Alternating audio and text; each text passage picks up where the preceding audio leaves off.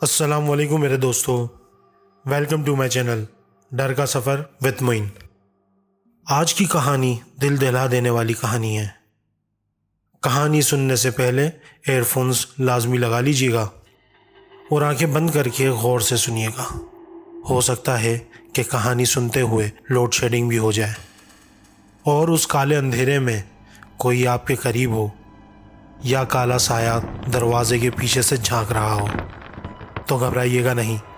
बस एक दफ़ा आयतल कुर्सी पढ़कर अपने चारों तरफ हिसार बना लीजिएगा और जो अजीब गहरी सांसों की आवाज़ें आ रही होंगी वो भी आना बंद हो जाएंगी। ये स्टोरी हमें अंदरून सिंध से हमारे एक भाई ने भेजी है। आइए ये कहानी सुनते हैं उन्हीं की ज़ुबानी। मैं हरदासपुरा मोड़ पर बस से उतरते ही बहुत हैरान हुआ और चारों तरफ देखा तो तमाम दुकानें बंद हैं और कहीं भी कोई इंसान नज़र नहीं आ रहा। हाथ की घड़ी की तरफ देखा तो मैं चौंक गया। रात के तकरीबन 11:30 बजे थे। बस के आरामदेह सफ़र में इतनी रात हो जाएगी ये सोचा न था। बहरहाल हरदासपुरा मोड़ से तकरीबन आधे घंटे के बाद 3-4 छोटे देहात और एक बड़ा वीरान मैदान पार करके मेरा गांव आता। मैं हरदासपुरा मोड़ से दाएं हाथ की जानिब से सड़क पर तेज़ी से चल पड़ा। ये ईंटों की बनी हुई सड़क सवाई रोड के सामने 2 हिस्सों में तकसीम हो जाती है और इसका एक हिस्सा मेरे गांव की तरफ जाता है। थोड़ी दूर चलने के बाद एक छोटे से बंद घर के दरवाजे के सामने खड़ा हो गया। टीन का दरवाज़ा है। दरवाजे के ऊपर मोटे मोटे हुरूफ में लिखा है, यहाँ साइकिल किराए पर दी जाती है। ये बूढ़े अल्लाह बख्श का घर है। जो लोग अक्सर कामकाज या तालीम के लिए गांव से शहर जाते हैं वो साइकिल और मोटरसाइकिल यहाँ से किराए पर लेकर जाते हैं। किराया भी बहुत कम है। टीन के दरवाजे पर कई बार ज़ोर से उंगलियों से दस्तक दी लेकिन कोई जवाब न मिला। सर्द हवा ने दांतों को कपकपाने पर मजबूर कर दिया है, इसलिए मफलर को और भी मजबूती से लिपेट लिया। हाथों को रगड़ते हुए मैं पुकारा, चाचा दरवाज़ा खोलो, साइकिल लेनी है। फिर कई बार दस्तक दी लेकिन कोई फ़ायदा ना हुआ। जेब से मोबाइल निकालकर कज़न को फ़ोन किया पर उसने कॉल नहीं उठाई। शायद वो सो चुका था। अब मुंह लटकाए दरवाजे की तरफ मुड़ा तो देखा दूसरी तरफ से एक छोटी सी सियाह शक्ल अंधेरे को चीरते हुए दरवाजे की तरफ आ रही है। करीब आने पर लालटेन की मध्यम रोशनी में मैंने उन्हें पहचान लिया। हाँ, वो बूढ़ा अल्लाह बख्श था। अब जाकर दिल मुतमईन हुआ। दिल की बहुत सी परेशानियां दूर हो गईं और दिमाग भी कुछ हल्का हुआ। बूढ़े अल्लाह बख्श ने लालटेन उठाकर मेरी तरफ कई बार देखकर कपकपाते हुए कहा, ओ तुम इतनी रात गई क्या कर रहे हो और कहाँ गए थे? मैंने कुछ न कहा और बस हाँ हाँ करते हुए इनके पीछे घर में दाखिल हो गया। बूढ़ा पूरे जिस्म पर एक मोटी चादर ओढ़े हुए था। सर पर टोपी, पाँव में पुराने काले बूट और आंखों पर वही रवायती मोटे फ्रेम वाले चश्मे। चंद सेकंड बाद मैं साइकिल लेकर बाहर निकला और साइकिल पर सवार हो गया और बूढ़े अल्लाह बख्श ने टीन का दरवाज़ा ज़ोर से बंद कर दिया। सर्दी से कांपते हुए मैं साइकिल चलाता रहा। अब मैंने हाथों में दस्ताने भी पहन लिए थे। अचानक महसूस किया कि मेरे कांपते हुए होंठ बेख्याली में कोई गाना गुनगुना रहे हैं। इसी तरह गुनगुनाते मेरी मुहिम जारी रही। तकरीबन 15-20 मिनट इस तरह गुजरने के बाद अचानक महसूस हुआ कि मौसम में हल्की सी तब्दीली आ रही है। सर्दी शायद अब ज़्यादा ही लग रही है। अंधेरे में डूबे हुए घर और दरख्त मुझे किसी पुरस्कार नज़र से देख रहे हैं, जैसे वो मुझे घेर कर चुपके से कोई मंसूबा बना रहे हों। मैंने साइकिल के पैडल पर जोर दिया लेकिन साइकिल को पहले की तरह ना चला सका। पाँव सर्दी से जम गए थे।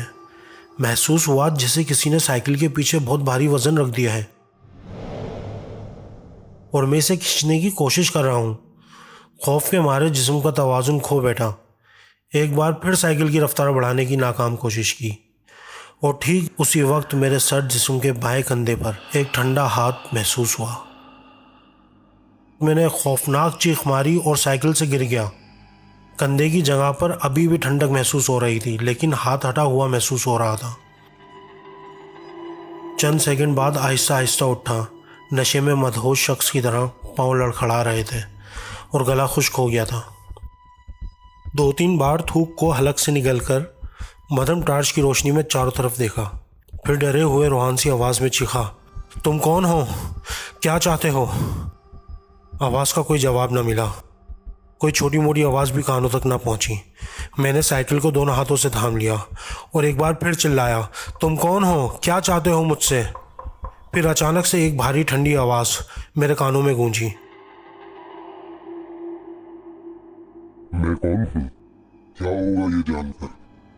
साइकिल चलाते रहो, तेजी से चलाते रहो, मैं तुम्हें नुकसान नहीं पहुंचाऊंगा, वरना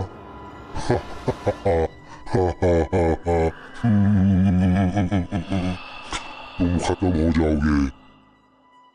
इसकी बातों के साथ निकली हुई सर्द हवा ने मेरे एक कान में दाखिल होकर दूसरे कान को चीर दिया और एक भयानक बदबू से पूरा जिस्म चकराने लगा। मैंने खामोशी से साइकिल पर सवार होकर पैडल चलाना शुरू किया। अब भी वही मामला, साइकिल खींचने की कोशिश के बावजूद नहीं चला सका। इसी तरह लड़खड़ाते हुए चली। अचानक मेरे उल्टे कंधे पर फिर से ठंडी गिरफ्त महसूस हुई और पेट के सीधी तरफ भी किसी ने मुझे हाथों से दबोच लिया था। जिस्म के ये दोनों हिस्से जमकर बर्फ हो गए थे। अब देखा कि साइकिल तेजी से दौड़ रही है। समझ ना पाया कि हम किस तरफ जा रहे हैं। साइकिल को रोकने के लिए ज़ोर से ब्रेक लगाया, लेकिन ना रोक सका। दरख्तों घरों को चीरते हुए साइकिल आगे बढ़ती रही। एक वक्त ऐसा आया जब साइकिल 3 रास्तों के मोड़ पर पहुंच गई। मैंने इस सड़क को पहचान लिया, ये सवाई रोड है। मोड़ के बाएं जानिब सड़क पर उतरते ही मज़ीद 10-15 मिनट का रास्ता रह गया। पहले वो खाली मैदान आएगा, फिर मेरा गांव। मैदान के दरमियान वाले भूतिया शमशान घाट का ख्याल आया। कितनी अजीबोगरीब और खौफनाक बातें बचपन से सुनता आया हूँ। गांव के लोग कहते थे कि इस शमशान घाट में घेरी अमावस की रात को सारी रात भूतों की मस्ती चलती है। वो मुसाफिर को गलत रास्ते पर चलाकर इनके थैले में मौजूद खाने पीने की चीज़ें, फल वगैरह हड़प कर जाते हैं। 1 घंटा पहले तक मैं इन बातों को बिल्कुल भी अहमियत नहीं देता था, लेकिन आज इस घेरी अमावस की रात में मैं ज़ाती तौर पर भयानक तजुर्बे का शिकार हुआ हूँ। हकीकत और अफसाने के दरमियान की मजबूत दीवार एक बिपरे समंदर की लहर से बर्फ़ की तरह पिघल गई। आखिरकार शमशान की सड़क पर पहुंच गया। कई दिनों से जाना पहचाना रास्ता आज अनजान लग रहा था। कुछ देर पहले तक हर तरफ गहरा अंधेरा था, लेकिन इस रास्ते पर पहुंचकर देखा कि कहीं से हल्की हल्की रोशनी बड़े बड़े बरगद और पीपल के दरख्तों की चोटियों से झलक रही है। क्या खौफनाक माहौल था, जैसे कोई पुरस्कार मेहमानों का इंतज़ार कर रहा हो। साइकिल के कैरियर पर मौजूद पुरस्कार वजूद अब इतना खौफनाक नहीं लग रहा था। मेरा जिस्म भी उसके ठंडे हाथों की गिरफ्त से मानूस हो चुका था। दिल में सोचा, एक बार ये मैदान पार कर लूं तो बच जाऊंगा। पीछे बैठा हुआ पुरस्कार वजूद कहाँ जा रहा है? कहीं ये मेरे साथ घर तक तो नहीं जाएगा? ये सब सोचते हुए अचानक एक ज़ोर का धक्का लगा और मैं साइकिल से नीचे गिर गया। मैदान के दरमियान में लेटे हुए देखा कि कोई साया तेज़ी से भागता हुआ और बरगद के दरख्तों की लटकी हुई शाखों को ज़ोर से पकड़कर दरख्त पर चढ़ गया। ये वही पुरस्कार मखलूक थी जो मेरे साथ आ रही थी। फिर अचानक शमशान घाट के तमाम दरख्तों में ज़बरदस्त हलचल मच गई, साथ ही खौफनाक चीखों पुकार। हज़ारों जिन्नात की धूमधाम से दरख्तों की शाखें ज़ोर ज़ोर से टूट कर गिरने लगीं। मैदान और सब कुछ लरजने लगा था और मैदान टूटी हुई शाखों से भर गया। पाँव पर खड़े होने की ताकत न थी, फिर भी बड़ी मुश्किल से किस तरह उठकर कराहते हुए घर पहुंचा। मुंह हाथ पाँव को अच्छी तरह धोकर बिस्तर पर जिस्म को सीधा करके लेट गया। पूरे जिस्म में शदीद दर्द हो रहा था। थर्मामीटर पर जिस्म का दर्जा हरारत 103 डिग्री बता रहा था। अगली सुबह जब नींद से जागा तो महसूस किया कि जिस्म में दर्द तक नहीं है। जिस्म का दर्जा हरारत भी बिल्कुल नॉर्मल था। कल का वाकया भी इतना ताज़ा नहीं लग रहा था और बाहर जाकर देखा तो साइकिल के कुछ हिस्से मुड़ चुके थे।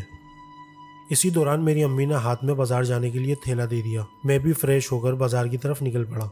बाजार सवाई रोड पर लगता है, वहीं जा रहा था।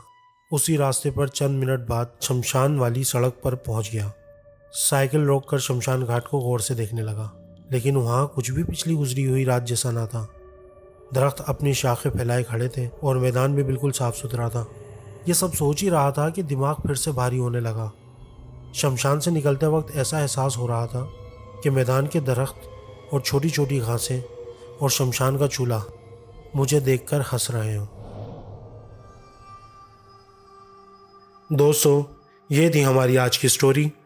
कैसा लगा आपको डर का सफ़र? कमेंट्स करके ज़रूर बताइएगा। और आपको स्टोरी पसंद आए तो वीडियो लाइक और शेयर ज़रूर कीजिएगा और हमारा चैनल सब्सक्राइब करना ना भूलिएगा। मिलते हैं अगली नई कहानी में। तब तक के लिए अपना ख्याल रखिएगा। अल्लाह हाफ़िज़।